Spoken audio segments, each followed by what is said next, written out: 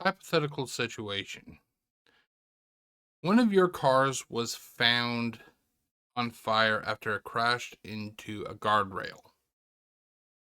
Upon further examination, the police find a dead body in the vehicle. The body is revealed to be your husband or your wife.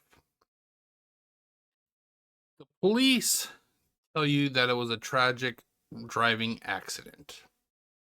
However, when you get home, you notice that several things are out of place and it just does not seem right, including bathtub full of water, a pool with a hose running water into it, and most importantly, the phone handle was off the cradle. You find these things at your home when you get home. You start to think that something more sinister happened. What do? Do you settle with the police, the results from the police stating that it was a tragic driving accident? Or do you go on a journey to determine what happened to your wife? This is something that happened to the Conway family on April 29th, 1986, when Aeileen Conway was found in a burning vehicle that was embedded in the guardrail. The car was so hot, the fire made the car so hot that the car actually fused to the guardrail itself. We're going to find out about that case right about now. Okay, let's get this going. So, 3, 2, hold on.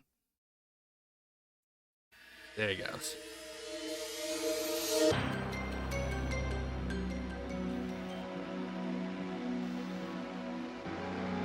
This is something I would love to do. If this was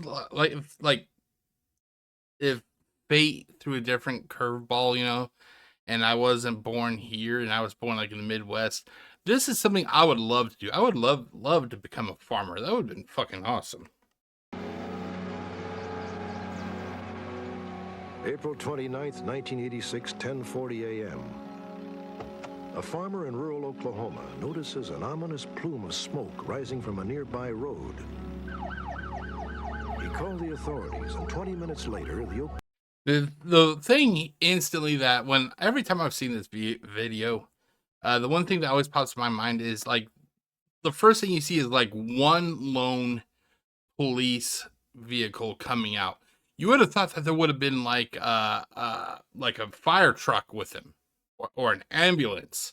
This isn't like a little puff of smoke, This isn't like a wisp of smoke, ladies and gentlemen. This was actually a column of smoke, and all you see right there is a police officer or a police vehicle.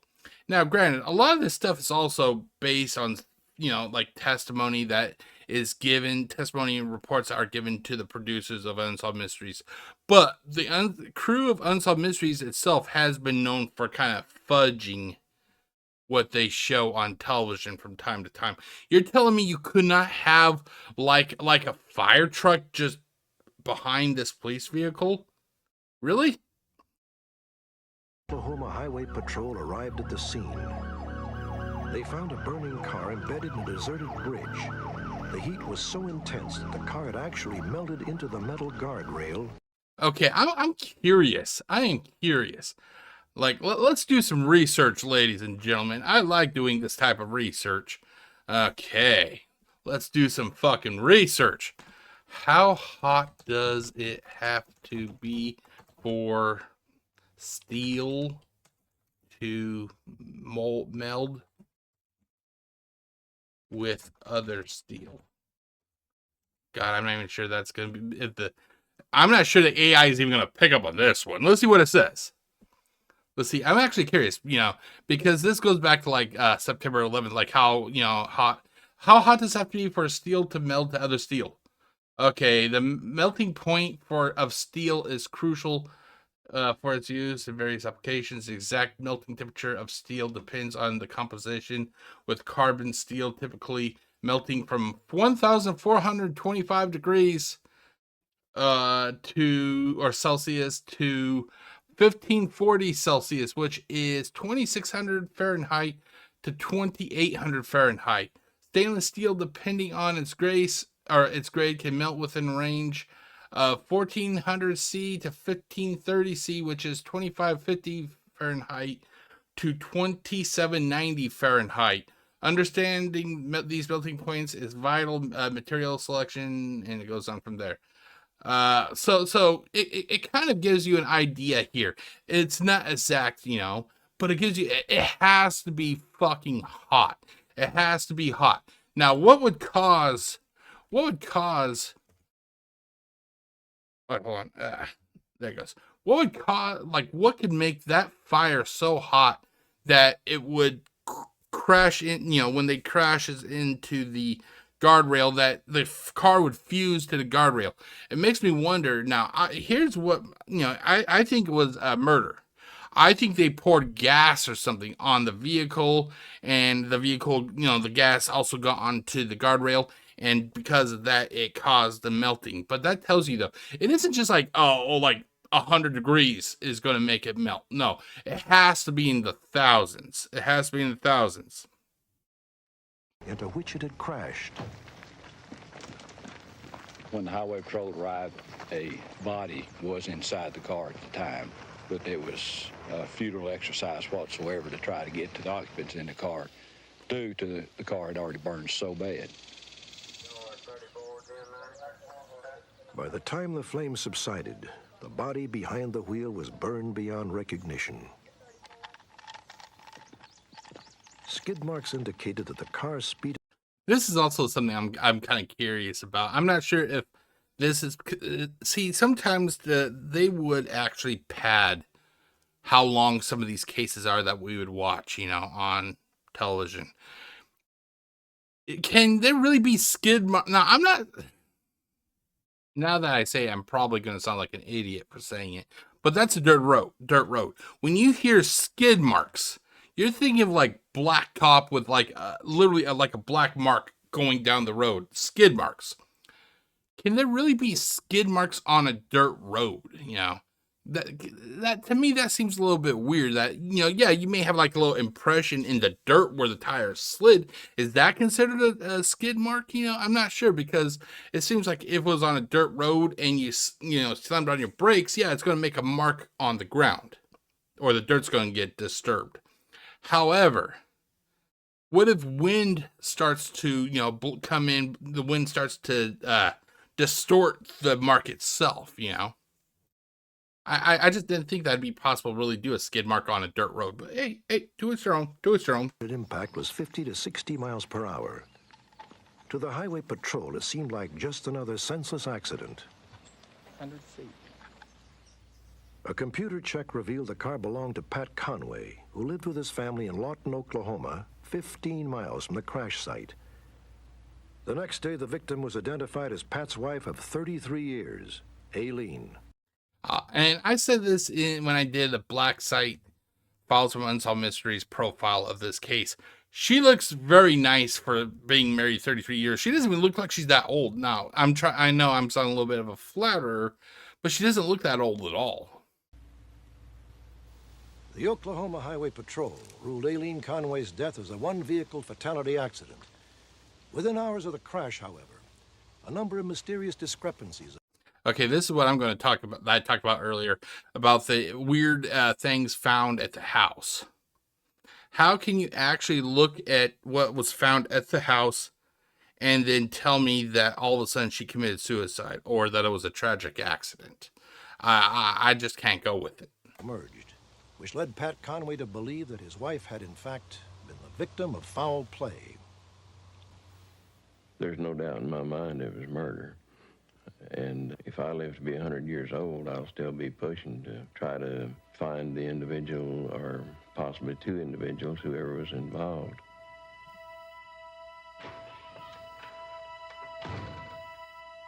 Pat first became suspicious when he returned home a few hours after the accident. The patio door was wide open. Aileen's purse. Now, I don't know about you. My mom, before she passed away, whenever she would go out to like get in the car and go somewhere, she always had her purse with her, or was that more like a fanny pack? But because it had her wallet and everything in it, she would always take that with her. It was bonded to her at the hip. I don't think that there would ever be a time that my mom would have left this apartment, get in the vehicle, and go driving without her wallet. No, in fact, you would need your ID with your driver's license with you. So the fact that she left her purse at home, that's very suspicious. On top of the fact, like I said, the phone was left off the hook. The pool had running water going into it. The back door to the house was open. I'm going to ask you a question right now if you're watching this.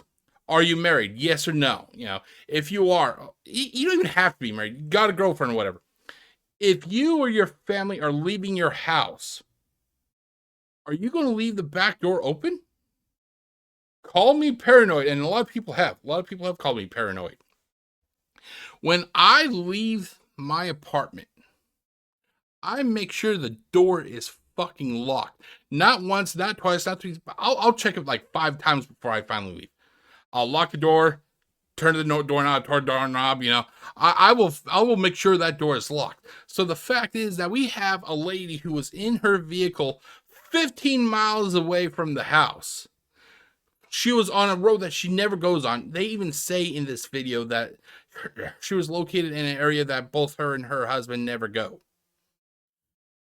She was in this remote area. She had an accident, but her house was left open.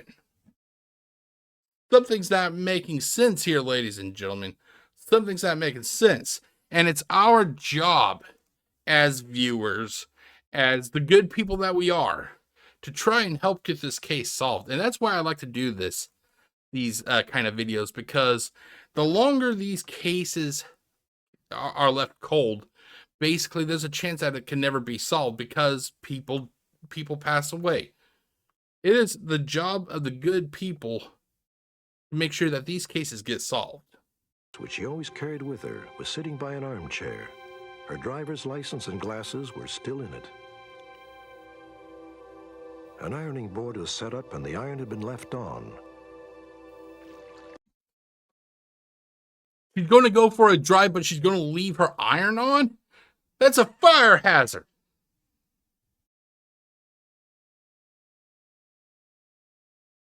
You can't sit here, watch this video with me, and tell me, oh, no, it's okay. It was just a bad accident. You can't do that. There's too much that says something was wrong. Something is wrong. Water from a garden hose was running into the backyard swimming pool.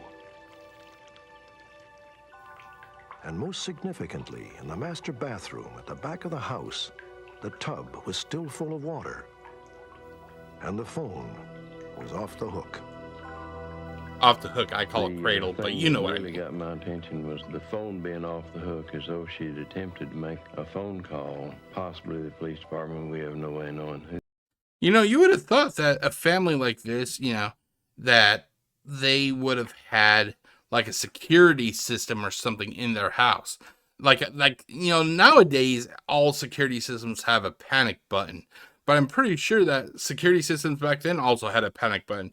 You would think that a house, if they could have a pool, in the backyard, not just your little kiddie pool. This wasn't like a little, summer hard plastic pool that you could pick up at your local Walmart or your Five and Dime for a few bucks. No, this was an actual below ground level pool. You had to use like a fucking excavator to build this motherfucker.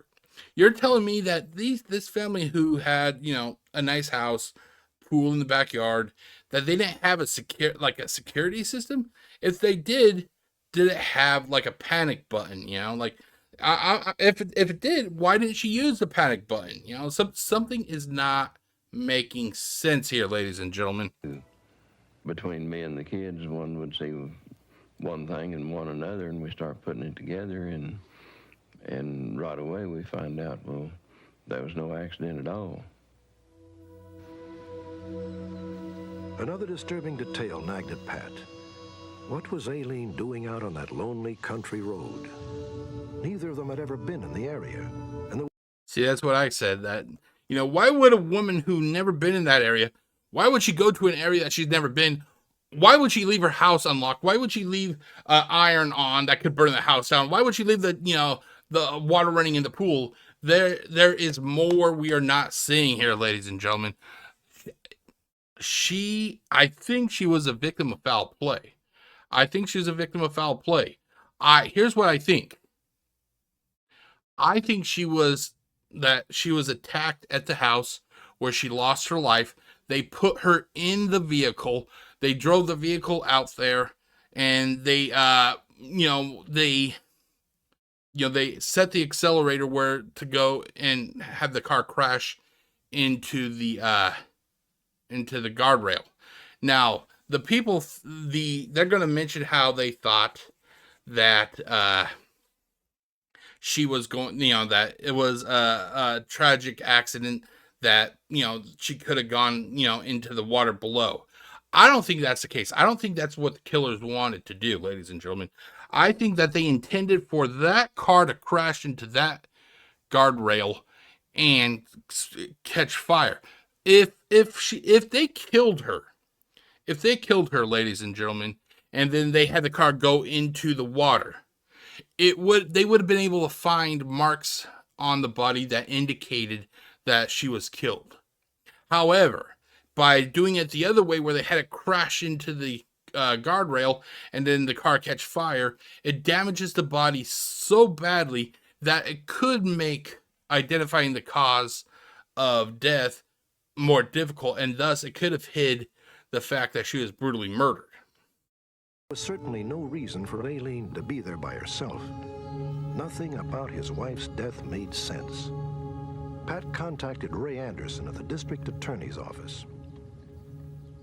The first impression that I had of this case when I met with Mr. Conway was that of a spouse that was left alone and behind, not expecting the tragedy that happened and looking for an excuse or looking for some reason why this happened. Anybody's going to be distraught.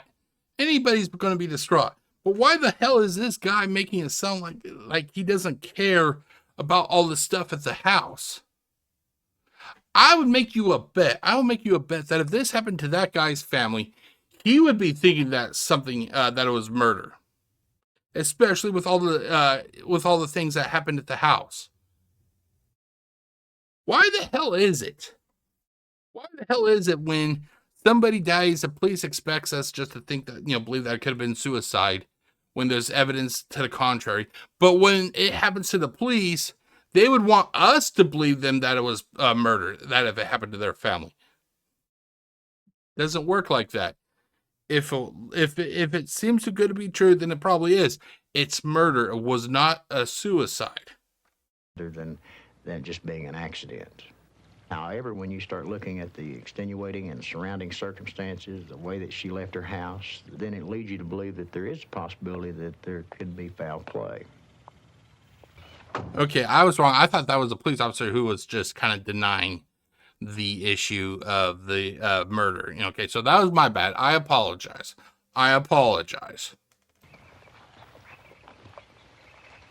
Pat, you want to take that side of the road, and I'll take this side, just kind of look for anything that might look familiar or unusual. A few days later, Pat and Ray Anderson went to the crash site, looking for clues. Any clue.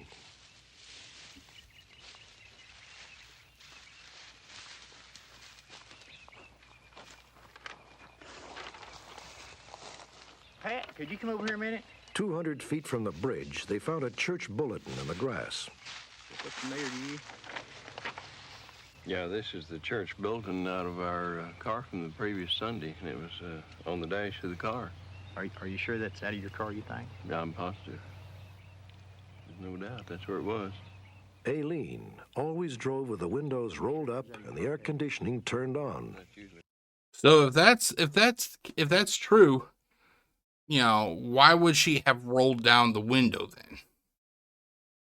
Why would she have rolled down the window? If it wasn't her, then that could have been somebody else. which goes with what I think. I think that they put her in, like I said, they put her in the vehicle, most likely in the back seat prior to the fire. They had to transport the poor lady. It was either in the back seat or in the trunk. They probably didn't know what her driving habits were, like with the windows and the air conditioner and all that. So they just they drive like I do. When I do go driving, I roll the window down. I put my arm on the door and I'm driving, I'm driving. That's what this guy probably did. And then they didn't realize it, but that paper blew out, or they saw it, but they didn't think anything about it. They sabotaged themselves, ladies and gentlemen. The killers most likely sabotaged themselves. The bulletin could not have flown out of a moving car. The car would have had to have been stopped. Why would it have to be stopped? If somebody is driving the vehicle and the windows are open, things could blow out of the vehicles all the time. There was a time that back in the 1990s, at one of the old places that me and my mom used to live at, we would have to go out of the way to pay the rent. It was like across town. We paid the rent, and we used to have a lot of these old rent stubs in the vehicle. The vehicle, to be honest, was a little bit messy. It was a little bit messy. On the dashboard where the speedometer was, my mom used to have a couple pieces of paper, the rent stubs. We were going down First Avenue, if I remember correctly. It was next to the courthouse over here in Kelso. And and we had both windows, my window and her window. Both windows were down. Breeze came through and it blew that fucking paper out the window. Stuff can be blown out of the vehicle when it's moving. It doesn't just have to be stopped. Someone else may have been with her, opened the door, set the accelerator, and slammed it into drive, hoping to run Mrs. Conway off into the creek. That's what I was talking about. I disagree with that. If they killed this lady, they're not going to want to make it. If they wanted it to be a tragic accident, they're not going to do it in a way where if they examine the body, they would find some sort of like a laceration or a puncture mark or markings of like a strangulation or something. No, they're going to want to do something that damages the body so badly that they can't see anything on the body because of the fire. What's the best way to do that? Run it into the guardrail and have it catch fire. And to make it appear as though it was an accident. As a result of Anderson's investigation, the Lawton District Attorney changed the official cause of death from accidental to unexplained.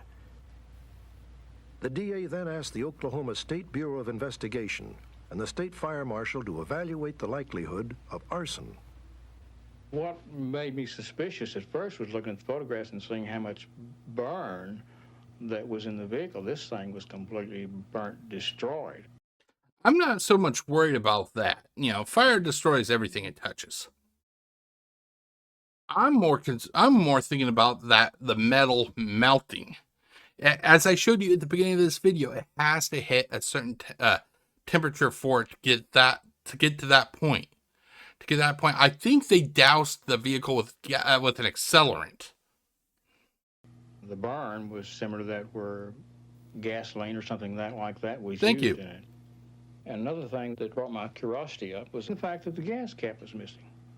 And most arson cases, and this is documented, of a vehicle, the gas cap is removed. I actually covered that statement in the Black Site, the Black Site companion series that I do. So let's do this. Okay. Do arsonists always remove gas caps from vehicles? I can't recall exactly what it was I said. Arsonists do not always remove gas caps from vehicles. While some may choose to do so, many vehicles have locking gas caps. Now, that one most likely didn't. That require removal from the inside, making it more complex for them to tamper with the fuel system. Additionally, the presence of accelerants does not always confirm arson, as it could occur without removing the gas cap. Therefore, the decision to remove gas cap is not a definitive indicator of arson intent. Now, I'm not saying that this doesn't happen, but I'm just saying that in this case, I don't think that was really an issue. More like, I think it was just, they probably brought their own can of gasoline. The question is, if it was murder, why would they target this lady? Why would they target this lady? I would look into the family a little bit. Look into the family. See if do the family own a business? If they own a business, did they have to release workers? If they released workers, was it under good or bad circumstances? I would do a little bit of digging. Was the case here. Informal burn tests on dashboard and upholstery samples from a car similar to Aeileen's suggest the inside of her car may have been doused with gasoline. We took the material and we applied a blowtorch to it, set the material on fire. Now that's a blowtorch, all right. And the fire went out, which is consistent with a flame retardant type material. And then we took some gasoline and soaked the material. And then, of course, the thing was completely destroyed. And the point being, without some type of an accelerant like gasoline, the fire would not burn that bad. If Aeileen Conway was murdered on the bridge that day, why? One question still remains. Why? We don't really have an answer for what put her out there. A lot of theories floating around. Perhaps she interrupted a burglary. We backtracked a little bit into the neighborhood, and apparently there had been reports of burglaries in the weeks and months preceding this. While it's probable that it could have been a robbery, the thing is, I always view robbers or people who burglarize residences. I always view them as more opportunistic. They want to get in and get out quickly. Like if somebody broke into my place. Look at the stuff closest to the entry point. Computers, TV, video game systems, whatnot. That's what they're going to go for, because their whole thing is get in and get out. Get in and get out. Get in and get out. Let's say they actually came across Aeileen Conway. Let's say she was in the middle of getting ready for a bath. But then again, that asks the question, if she was going to do a bath, why the fuck was the iron on? They come in, they see her. She screams. Odds are that, normally if they were, breaking and entering just to steal something, they would probably split because of the fact that they're getting unwanted attention. They're getting unwanted attention. To literally to execute somebody, and then to move them to a car, drive them 15 miles out of the way, and then crash the vehicle. It takes too long. I do not imagine your simple petty robbers basically breaking in to do all that, when normally that they want to get in and get out as quickly as possible. But then again, that's just me speaking. There may be crazy ass robbers out there, but I just can't help but feel that they would not be as brave and want to dedicate that much time to something as simple as going in and stealing a TV, for example. Situation. So the possibility of an interrupted burglary is there. It had to be robbery. Whoever came in didn't know she was here. And once they found out she was here, they didn't want to leave her to identify them. So then this makes murders out of them. If that's the case, then it could be that she knew who the victims, or who not the victims, Aeileen may know who the people were that killed her. If that's the case, like I said, start digging into the family's history. Check, see if they had a business. Do they have a business? Who are the workers? Every crime happens for a reason. There is always a reason that, you may not realize it in the beginning of the case, but there is always a reason.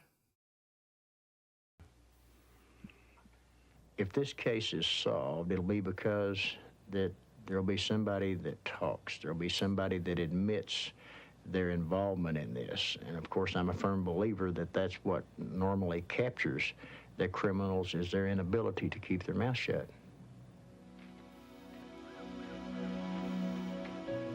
No one knows exactly what happened to Aeileen Conway on a remote country bridge in Oklahoma that day.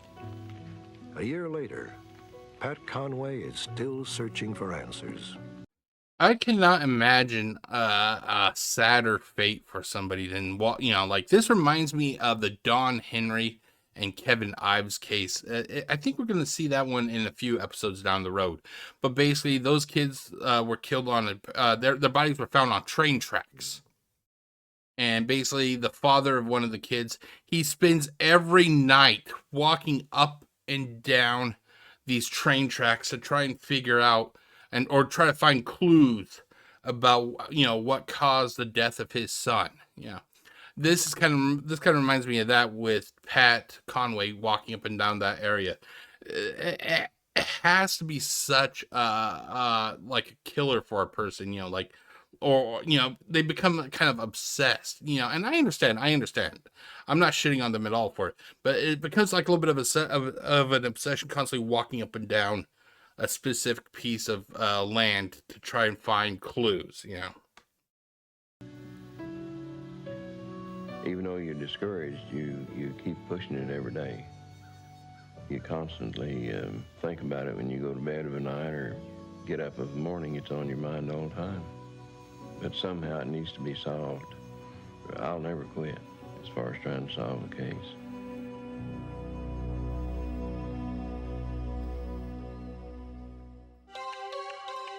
Next, the story of Glenn and Bessie Hyde, who disappeared on a perilous rafting trip on the Colorado River. Okay, I have my own theory here regarding this case, and we're going to find out what that theory is when we start watching that case. Both were assumed lost until a woman claiming to be Bessie Hyde said she murdered her husband.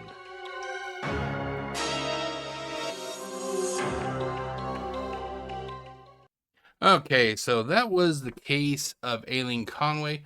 Let's go to the Unsolved Mysteries wiki to see if there's any new evidence or any new information. Okay, Aeileen Conway. We already saw the case. So let's actually scroll down to the extra notes. I always like to see the extra notes because it gives a little bit of an insight about, the making of this episode and everything. So this case first aired on the November 29th, 1987 special number 4 episode. It was later reprofiled in the Dennis Farina hosted series on the April 5th, 2010 episode. It was also featured as the first episode of the podcast Trail Went Cold. OSBI investigator Paul Renfro was also interviewed for those of the Dwayne McCorkindale and Michael St. Clair and Dennis Reese cases. Results. Unsolved. Sadly, on August 20th, 2013, Pat passed away at the age of 81 without ever hearing or learning the true circumstance behind Aileen's death. In 2018, their son Fred passed away at the age of 56. A reward is being offered for the information leading to a conviction in the case. And like I said, this is sad because both Pat is dead. Pat never learned who killed his wife. And then their son Fred passed away and their son never got any closure. This is fucking sad. And this is why I like to do these kind of videos, because these cases need to be solved. We gotta keep the light on, basically. We gotta keep the light on.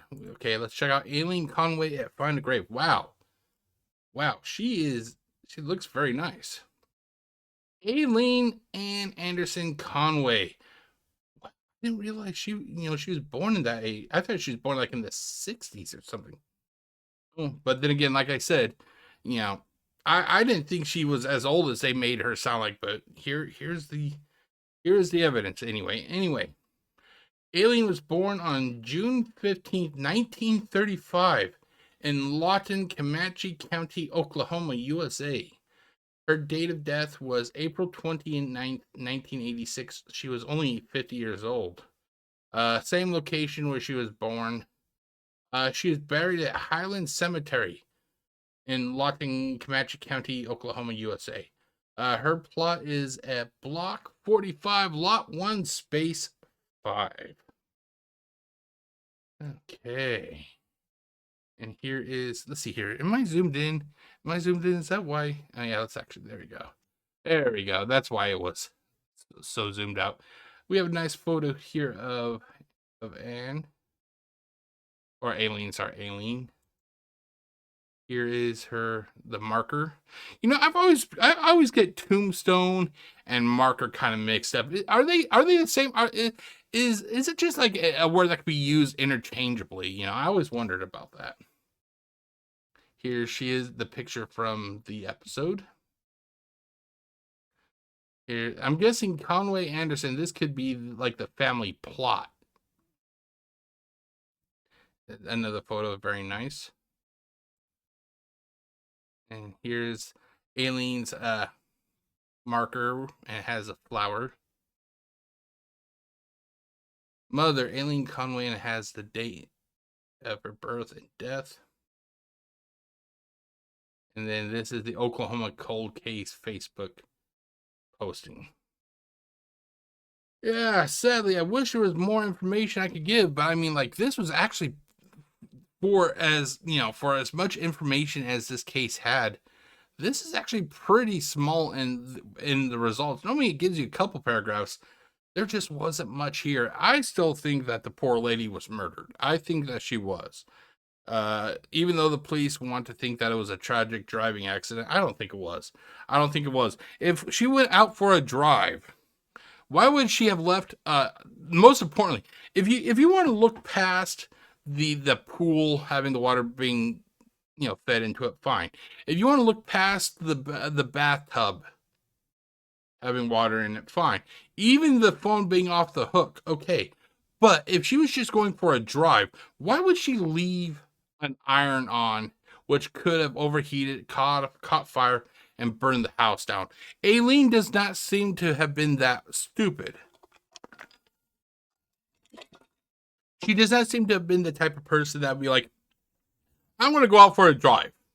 I'm going to go out for a drive without my license, without my purse, without any way to contact people in case if I have an emergency. I'm going to go out for a drive. Also, I'm going to leave the iron on. I'm going to leave the iron on, ladies and gentlemen. And that's what I'm going to do. I'm going to go for a nice drive and leave the iron on. I cannot believe, I refuse to believe, ladies and gentlemen, I refuse to believe that this was a tragic driving accident. I just cannot believe it. Sorry about that. But we are going to be moving on. Next up, after I take a break to rest my voice and everything. Do you believe in legends? In the early 1930s, I think it was. Here, let me pull it up just to make sure. I think it was the early 1930s. Let's see here. 1928. Sorry, 1928. My bad. In 1928, a newlywed couple decided to spend their honeymoon going down the Colorado, I think it was the Colorado River, through the Grand Canyon. They went into the Grand Canyon. They never exited it. What happened? Did they fall into the water and tragically drowned? Or is their disappearance marked by something more ominous? Stay tuned and we'll find out.